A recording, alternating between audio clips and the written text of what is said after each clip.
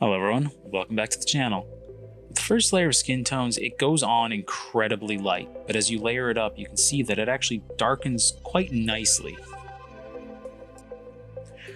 Right here, I'm going to be using a technique called speckling. You put your airbrush on basically the lowest setting you have and use a brown paint, and you'll speckle it very lightly over the skin to kind of give it this effect of freckles. So instead of it being a perfect looking skin tone, it has these faults in it, because as with all skin, it has faults. Not all things are perfect, and it's just how it works. Now for the skin tone on the body, I think I could have gone a little harder on the yellow wash, but it actually works very well when you clear coat it first, because if you don't, the paint will bite into the layer below what you're washing much harder than the clear coat, because it has to go through it first to get into the paint.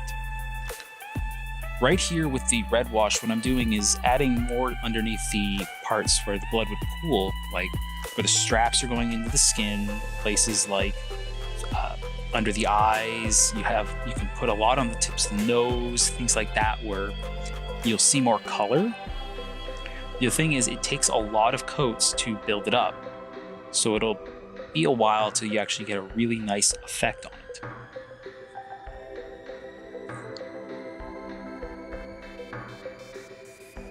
So I painted the boots off screen in a very dark brown, and right now I'm just applying my red leather on top of the belt buckle that goes around the top of the calf. I know you don't have to do this two different color things in boots such as this, but I think it actually makes it look a lot more real to have a lighter color on the belt, because I didn't want to just have one color. It'd be too boring. That's not what I want to do. What we're doing here is we're applying a black wash over the whole thing, because this is supposed to be a leather, and leather is usually done in a way that makes it look old and crusty. So what you want to do is apply a liberal black wash on top of it, and you can actually let it sit for just a tiny bit longer than you do with the skin tone, so it bites in more in parts that are like where the leather bends and things like that. The belt buckles on this are just the standard silver that you can use with any kind of one.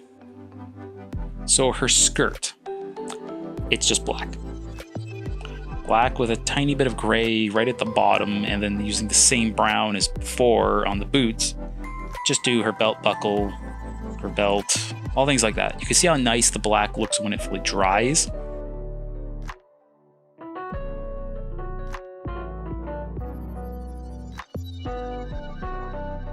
See, this is what I was talking about, the gray.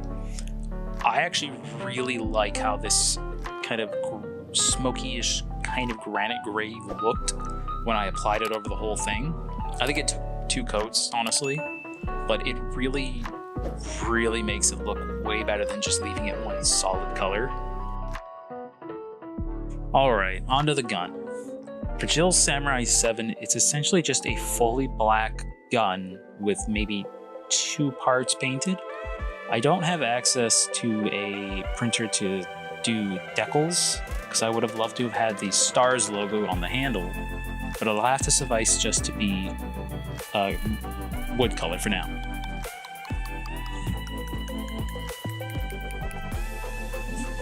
I really like this gun metal paint I have. It goes on so well, and it doesn't need thinning. You can see how nice it looks on the barrel of the gun.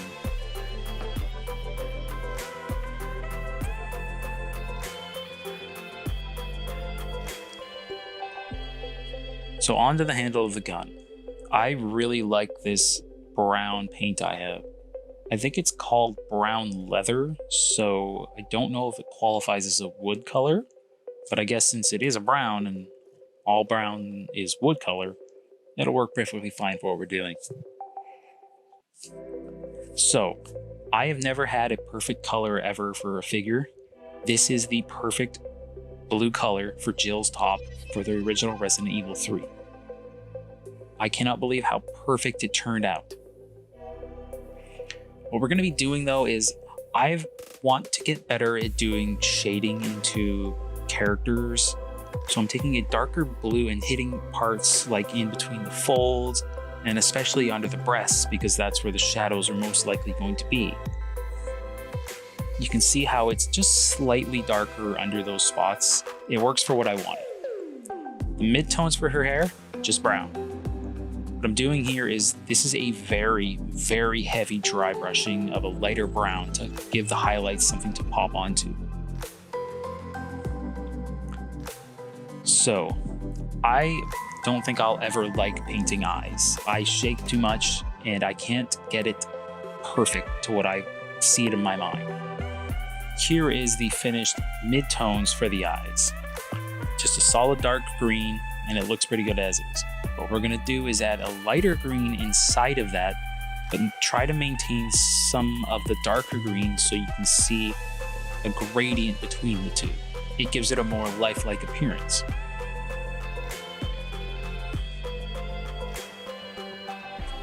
For the life of me, I have no idea why I used a brush to do this. Her eyebrows, I believe I went with brown to match her hair color, because in every picture they're not black like a lot of people who have brown hair. This is the thing that takes probably the most time, I find, is to build up a glaze on the lips. You need to go very light and let each layer dry, or else it kind of smudges. And you can see how after a while of like 6-7 layers, it builds up to a very, very beautiful color. So the straps on Jill, it's that same brown. This is probably one of the most used colors on this model for me. I really, really like this color. Now here's the finished basic midtone on the straps.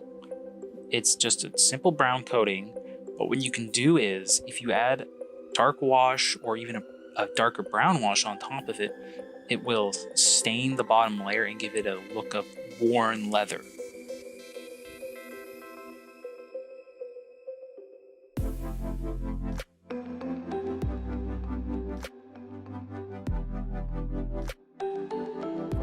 Now, one of the final things we'll do is finish up the back part of the strap with black paint.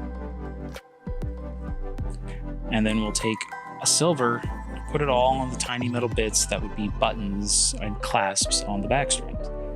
With that done, we're finally onto the glamour shots.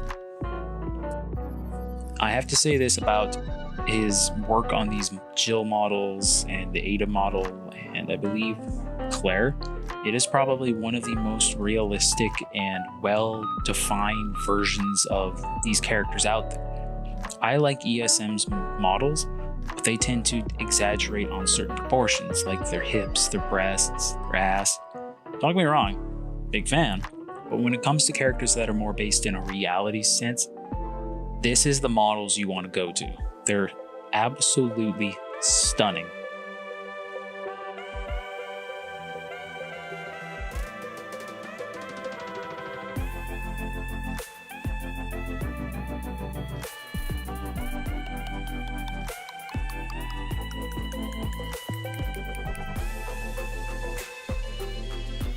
I want to thank you guys for sticking with me through this video and the long time it takes for me to print things, paint them, and, well, upload and edit. As most of you know, I only have a single printer, and once it hits the temperatures where I live and it gets to like -20, I can't prime outside at all, to the point that if I want to, I have to go get a propane-based heater and block up my carport to just get even a first layer to work. So what I'm trying to do is getting a ton of parts printed and worked through with the cleaning up and priming it all in summer, so I can have a ton of work to do during the downtime. Now I want to let you guys know that the next model is huge. His base is about 3 pounds.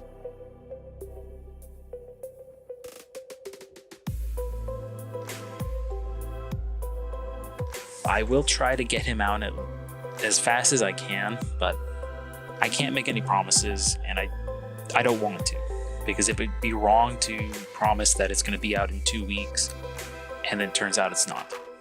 So you just have to deal with how slow I am at this. And again, thank you guys so much for sticking with me, and I'll see you guys next time.